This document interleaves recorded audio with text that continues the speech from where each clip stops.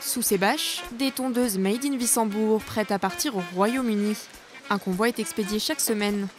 Eutesia fabrique des outils de jardin depuis bientôt 30 ans et se porte bien, très bien. 50 millions d'euros de chiffre d'affaires annuel, plus de 200 salariés, un succès économique qu'elle doit à sa stratégie internationale. L'entreprise alsacienne a misé sur l'export dès sa création. Elle distribue dans 30 pays et possède une filiale anglaise. Mais depuis 2 ans, l'ombre au tableau qu'il n'avait pas vu venir, c'est le Brexit.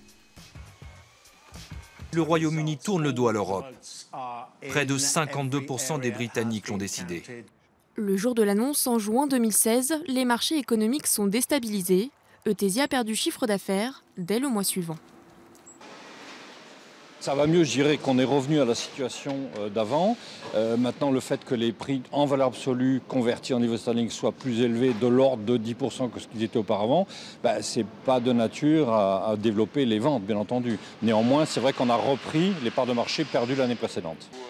Avec 15% de ventes réalisées outre-Manche, le Brexit est venu fragiliser son modèle économique. Car dès le lendemain du référendum, la livre sterling chute de 15%. Résultat, de l'inflation. Le pouvoir d'achat des Britanniques est en baisse, et avec leur consommation. Eutesia conservera néanmoins sa filiale commerciale là-bas, où le marché des espaces verts est énorme. Même secteur, autre stratégie, à Saverne. Pour exporter dans 50 pays, Emerlin s'est implantée en France et au Royaume-Uni. À Walsall, plus exactement, elle fabrique un tiers de ses marchandises. But de l'opération, diminuer les coûts. C'est la force du leader européen de la brouette. Mais avec le Brexit, le prix de revient des marchandises anglaises a bondi, et c'est aujourd'hui que les effets se font ressentir.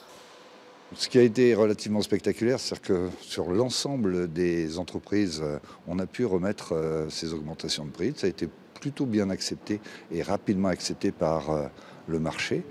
Et maintenant, par contre, on voit que ces augmentations de prix, c'est une inflation, c'est une baisse de la consommation.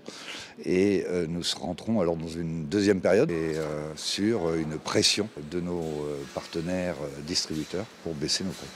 Alors, pour continuer à régner sur le marché de la brouette, le groupe s'adapte. Les exportations vers le Moyen-Orient, pour l'instant gérées à Saverne, pourraient l'être depuis Walsall. Le site est devenu plus compétitif. La direction assure que cette réorganisation n'aura aucune incidence sur l'emploi en Alsace.